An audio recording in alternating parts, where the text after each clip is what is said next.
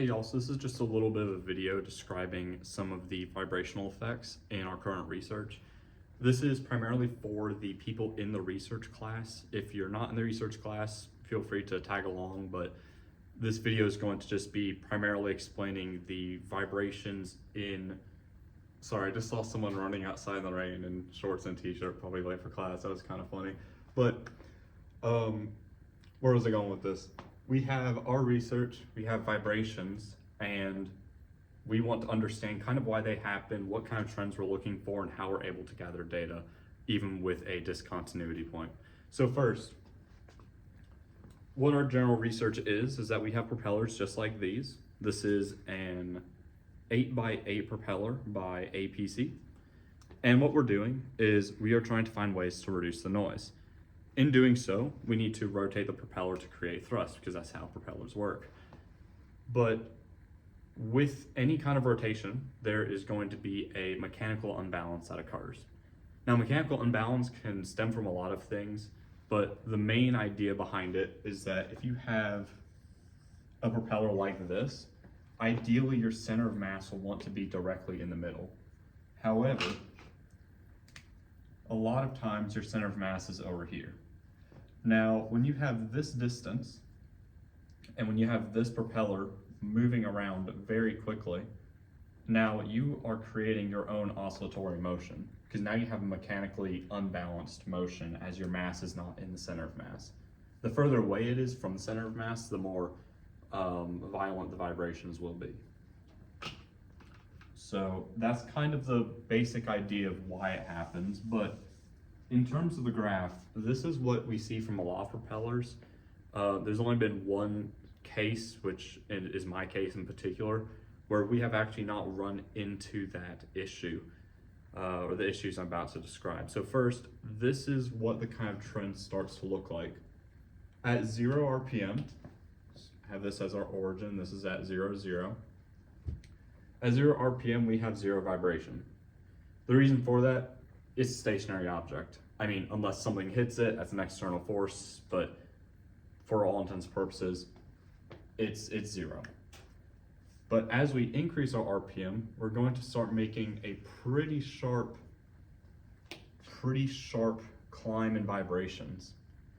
Now, why is that? Well, what we know is that everything has what's called a natural frequency. Its natural frequency is the frequency at which something called resonance can occur if you match that frequency. So way up here,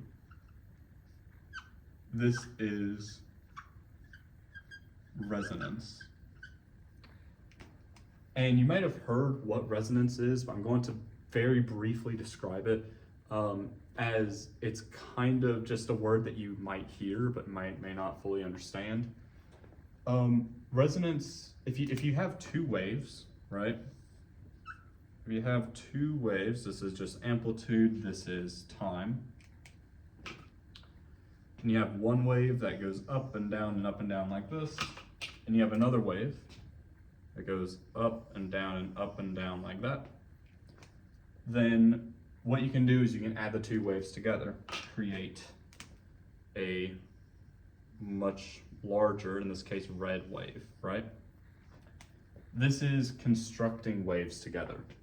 Now at resonance, what happens is that these frequencies match, which means when the frequencies match, then the waves will be able to construct more and more.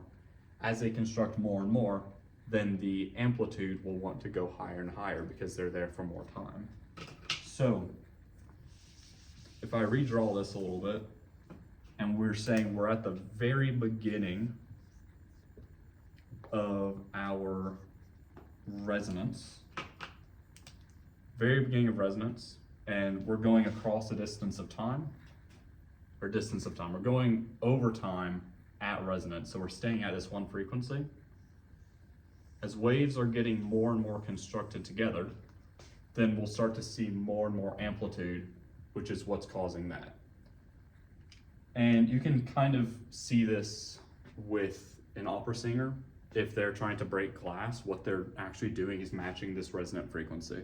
So you have all this energy being put into the glass, and the glass will eventually shatter due to mechanical properties. So going back to the research and the propellers, what we have right here is our first zone of resonance. Now this typically occurs over this line, over this red dashed line. This red dashed line is at around 2 Gs of vibrations. Now what 2 Gs of vibrations mean is that there's 2 times the force of gravity, essentially, of acceleration being put onto the sensors. So if I grab this sensor right here, this is one that we used a semester ago. All these little force sensors right here, you have all these little bits of white tape, essentially, that are holding together some wires. Those are called strain gauges. And we're able to measure things like thrust and, in this case, vibration from them. So that means at that one moment, it's moving around so much that it's reading at 2 Gs, which is quite a lot. So what that essentially means for us is that we don't really want to go above that. 2 Gs is a lot. But what we do want to do is we want to try to get this data, or we want to at least try to get as close as we can, because as we continue in the cycle, then we have a whole other zone of data we can get.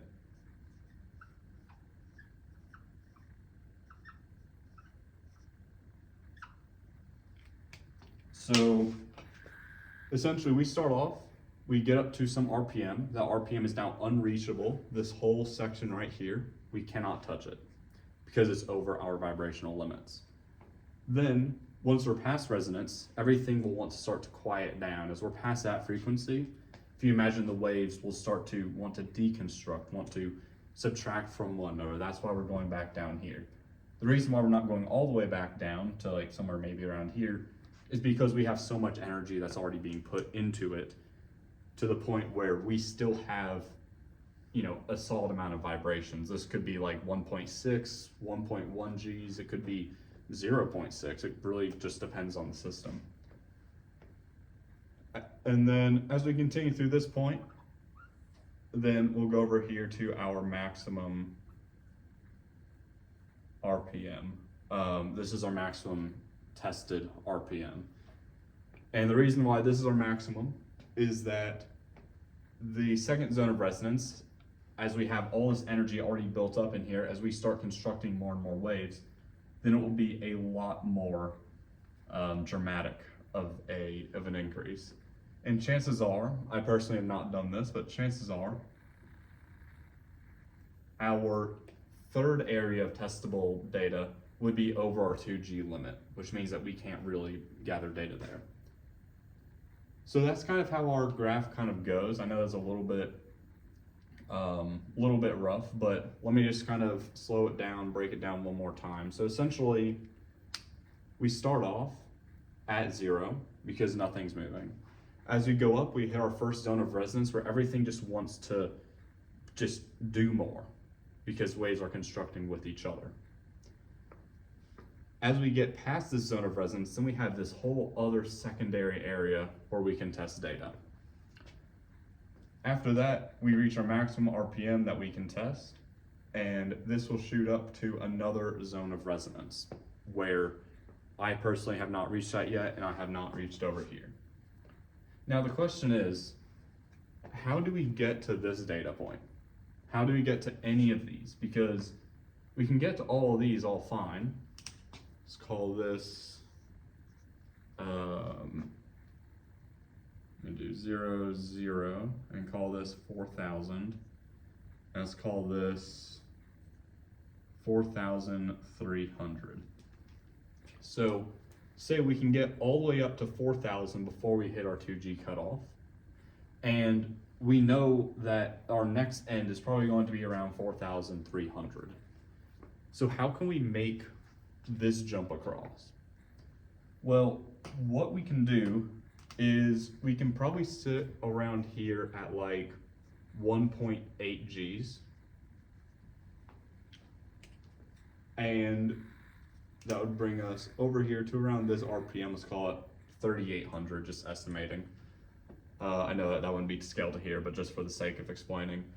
Let's call this 3,800 RPM at 1.8 Gs. What we want to do is we want to get over to this data point. So what we're able to do is we are able to increase RPM dramatically. And what that looks like is you're sitting at this value constant. So you're just kind of sitting there holding vibration, holding RPM constant, and then you just shoot the RPM up. You grab the slider and then you just press above it so that it will try to make this jump over this asymptote. And I use the word asymptote because this would go to infinity. Yeah, this would go to infinity in theory, but it can only reach a certain amount in practice. That's why we have this actual curve right here. It doesn't just go all the way through the top of the board. But essentially, we can make this RPM jump.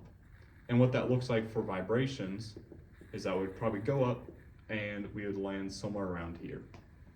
So we would land maybe in this case 300 RPM past the initial area where we found we couldn't test things. So the reason why we want to do that again is to get all of this extra data. And you'll start to kind of see where the resonance zones are depending on, let's just say if you're right here and you decide to decrease RPM, you start to see your vibrations go up. That means that you're on the right side of this asymptote.